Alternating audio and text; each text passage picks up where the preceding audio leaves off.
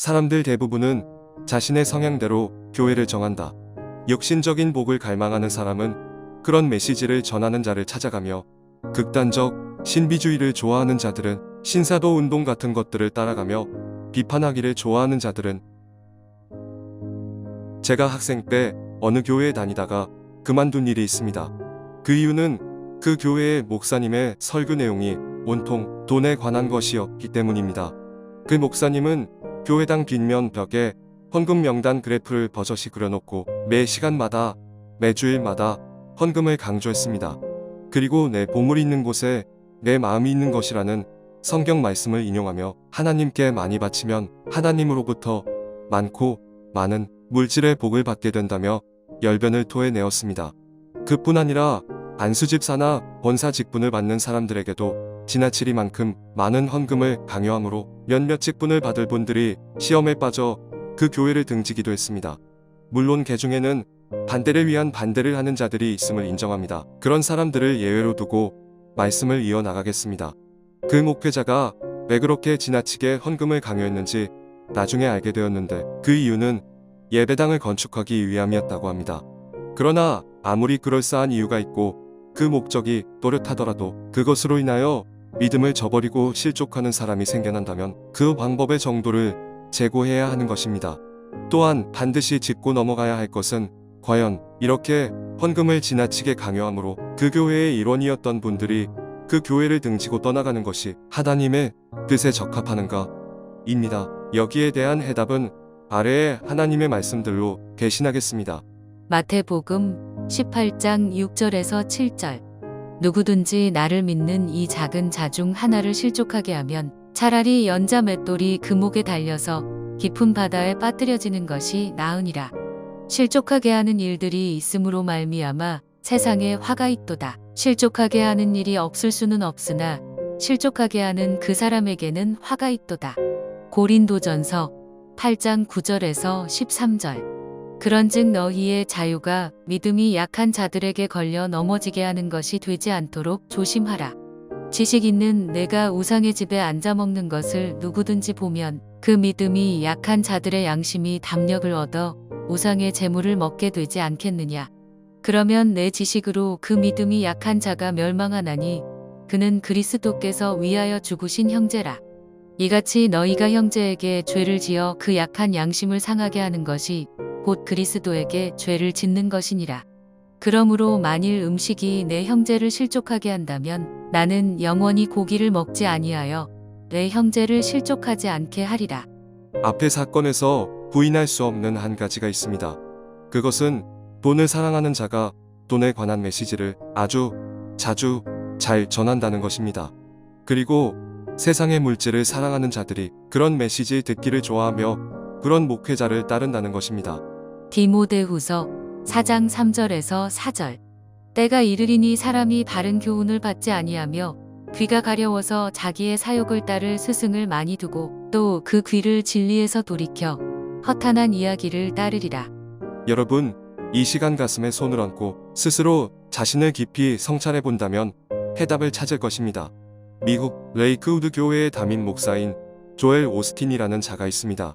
이 땅에 이 사람을 따르는 사람들이 좋기 수천만 명은 될 것입니다. 이 사람의 메시지는 자기계발서와 같은 형식을 가지고 절대 긍정을 강조하며 이 땅의 복을 갈망하게 만듭니다.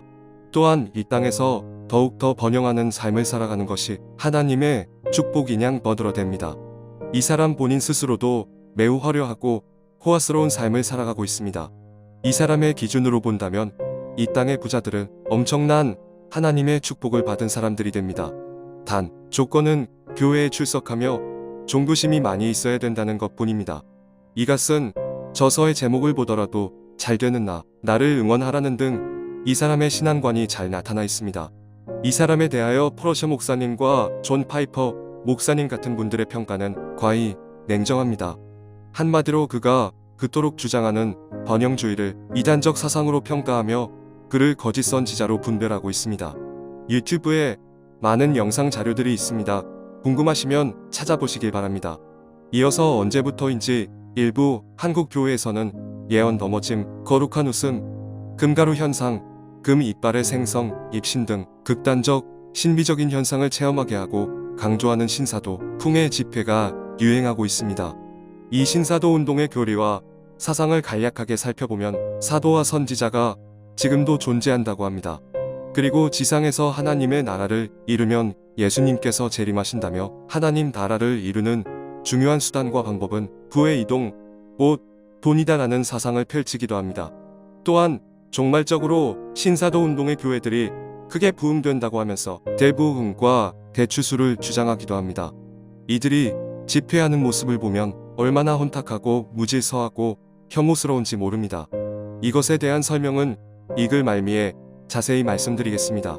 지금 현재도 이 신사도 운동과 같은 미신적이고 극단적 신비주의를 좋아하는 많은 사역자들이 이 단체의 일원이 되어 자신들의 교리와 사상을 이 땅에, 특히 교회들에게 퍼뜨리고 있습니다. 그리고 이러한 현상을 좋아하는 사람들이 이와 같은 교리와 사상을 전파하는 사역자들을 아무 분별 없이 무작정 따라다닙니다. 이 운동의 주요 인물들을 살펴보면 지금은 고인이 된 피터 와그너를 비롯하여 릭 조이너, 빌 존슨, 채안, 빌 해몬, 존 아노, 마이크 비클, 제임스 라일, 폴 케인, 타드 벤틀리, 짐 베이커, 로드니, 하워드 브라운, 신디 제이콥스, 누 앵글, 킴 클레멘트, 샨 볼츠, 하이디 베이커 등이 있습니다. 이 명단을 이곳에 기록한 것은 올바른 분별이 되었으면 하는 바람이 있어서입니다. 마지막으로 비판하기를 좋아하는 사람들은 그 누구를 만나든지 어떤 사람을 만나든지 먼저 그 사람을 비판할 것이 무엇인지 찾는 경향이 있습니다.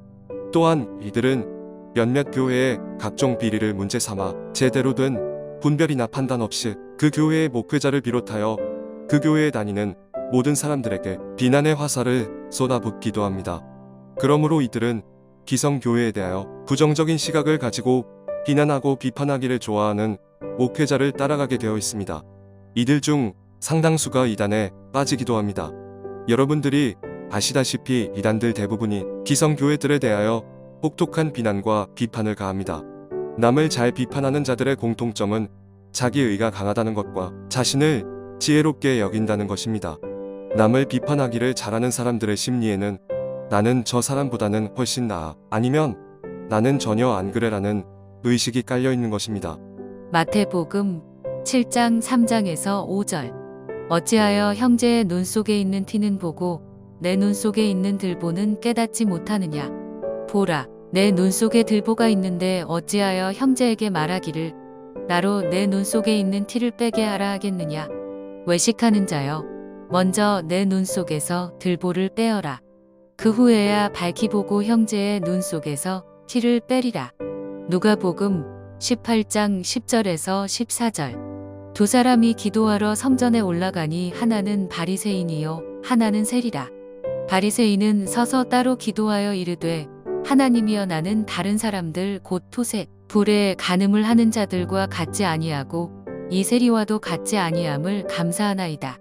나는 일해에 2번씩 금식하고 또 소득의 11조를 드리나이다 하고, 세리는 멀리 서서 감히 눈을 들어 하늘을 쳐다보지도 못하고 다만 가슴을 치며 이르되 하나님이여 불쌍히 여기소서, 나는 죄인이로소이다 하였느니라. 내가 너희에게 이르노니 이에 저 바리새인이 아니고 이 사람이 의롭다 하심을 받고 그의 집으로 내려갔느니라. 무릇 자기를 높이는 자는 낮아지고 자기를 낮추는 자는 높아지리라 하시니라. 남을 비판하기를 잘하는 사람들을 향하여 성경은 그것에 대한 되돌려받음과 심판을 엄하게 말씀하고 있습니다. 마태복음 7장 1절에서 2절. 비판을 받지 아니하려거든 비판하지 말라. 너희가 비판하는 그 비판으로 너희가 비판을 받을 것이요 너희가 헤아리는 그 헤아림으로 너희가 헤아림을 받을 것이니라. 누가복음 6장 37절.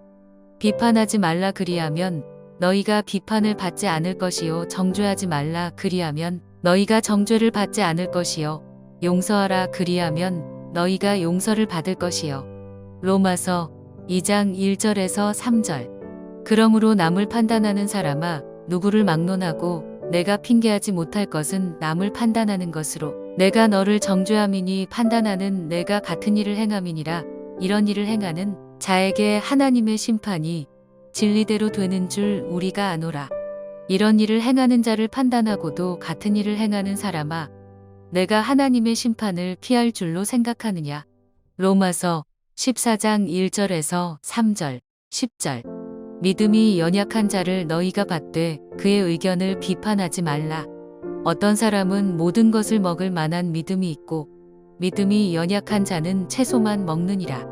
먹는 자는 먹지 않는 자를 업신여기지 말고 먹지 않는 자는 먹는 자를 비판하지 말라. 이는 하나님이 그를 받으셨음이라. 내가 어찌하여 내 형제를 비판하느냐? 어찌하여 내 형제를 업신여기느냐? 우리가 다 하나님의 심판대 앞에 서리라. 에베소서 4장 31절.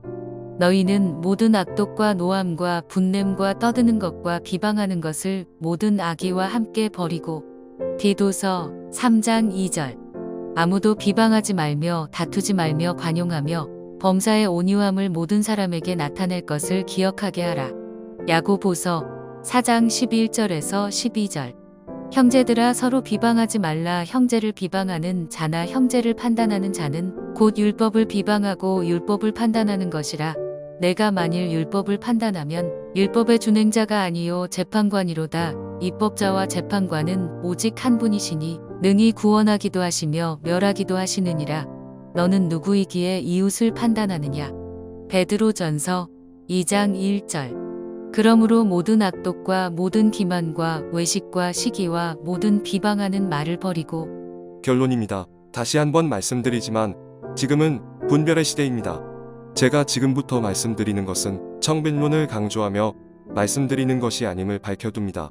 세상 복만을 지나치게 강조하는 곳은 하나님의 뜻과 맞지 않는 곳입니다. 세상 복을 바라고 하나님을 믿는 믿음은 옳은 믿음이 아니며 세상 복만을 바라며 믿는 것은 이방 종교의 신을 믿는 것과 다름없는 것입니다. 이런 믿음은 그 동기가 목적이 잘못된 것임을 깨닫는 은혜가 있기를 바라겠습니다.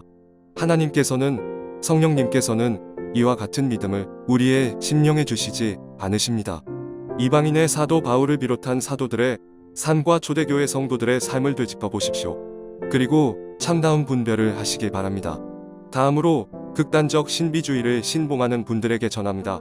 하나님의 역사하심은 최소한 그렇게 혐오감을 주지 않습니다. 바닥을 기어다니고 동물 소리들을 내고 낄낄거리고 깔깔거리며 뒹굴고 비틀비틀거리고 소리소리 질러대고 말입니다.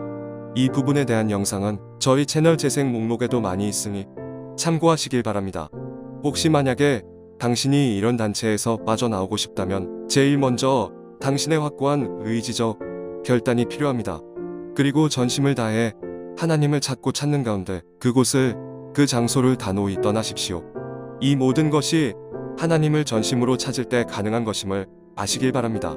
예레미야 29장 13절. 너희가 온 마음으로 나를 구하면 나를 찾을 것이요 나를 만나리라. 마지막으론 남을 비판하기를 밥 먹듯 좋아하는 사람들은 이미 사탄과 그의 졸개들인 악한 영들의 수하에 있는 사람입니다. 이 점을 성경 말씀 곳곳에서 증거하고 있습니다. 에베소서 6장 12절. 우리의 씨름은 혈과 육을 상대하는 것이 아니요 통치자들과 권세들과 이 어둠의 세상 주관자들과 하늘에 있는 악의 영들을 상대함이라. 베드로전서 5장 8절에서 9절. 근신하라 깨어라 너희 대적 마귀가 우는 사자같이 두루다니며 삼킬 자를 찾나니 너희는 믿음을 굳건하게 하여 그를 대적하라. 이는 세상에 있는 너희 형제들도 동일한 고난을 당하는 줄을 알미라. 앞에서 예를 들어 말씀드린 단체에 당신이 소속되어 있다면 어쩌면 지금 그 자리가 이미 하나님께 심판받은 결과일 수도 있습니다. 데살로니가후서 2장 9절에서 12절. 악한 자의 나타남은 사탄의 활동을 따라 모든 능력과 표적과 거짓 기적과 불의의 모든 속임으로 멸망하는 자들에게 있으리니 이는 그들이 진리의 사랑을 받지 아니하여 구원함을 받지 못함이라. 이러므로 하나님이 미혹의 역사를 그들에게 보내사 거짓 것을 믿게 하심은 진리를 믿지 않고 불의를 좋아하는 모든 자들로 하여금 심판을 받게 하려 하심이라. 그러나 두려워하지 마십시오. 긍휼이 많으시고 인자하신 하나님께서 당신이 전심을 다해 회개하며 회개에 합당한 열매를 맺게 된다면 당신을 진리의 자리로 하나님의 따스한 품으로 이끌어 주실 것입니다. 역대하 7장 14절.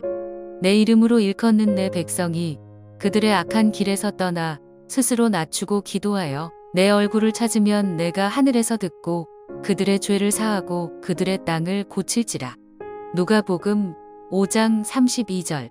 내가 의인을 부르러 온 것이 아니요 죄인을 불러 회개시키러 왔노라. 사도행전 2장 38절. 베드로가 이르되 너희가 회개하여 각각 예수 그리스도의 이름으로 세례를 받고 죄 사함을 받으라. 그리하면 성령의 선물을 받으리니. 사도행전 3장 19절. 그러므로 너희가 회개하고 돌이켜 너희 죄 없이 함을 받으라. 이같이 하면 새롭게 되는 날이 주 앞으로부터 이를 것이요. 베드로후서 3장 9절. 주의 약속은 어떤 이들이 더디다고 생각하는 것 같이 더딘 것이 아니라 오직 주께서는 너희를 대하여 오래 참으사 아무도 멸망하지 아니하고 다 회개하기에 이르기를 원하시느니라. 요한일서 1장 9절. 만일 우리가 우리 죄를 자백하면 그는 미쁘시고 의로우사 우리 죄를 사하시며 우리를 모든 불의에서 깨끗하게 하실 것이요. 할렐루야. 하나님을 찬양합니다.